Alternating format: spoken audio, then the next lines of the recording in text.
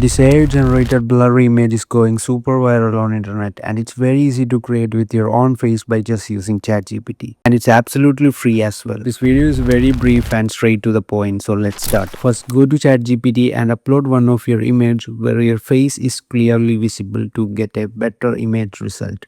And type this exact prompt I typed here. Cinematic overhead shot of me standing on a brick city. Side slack, wearing a dark oversized sweater.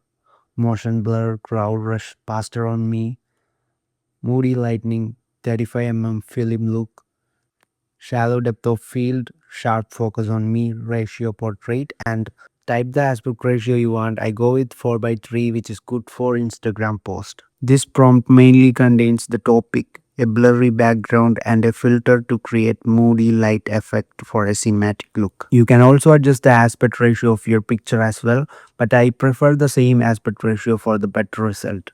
Now just hit send and wait. In a few seconds to a couple of minutes, your image will be ready.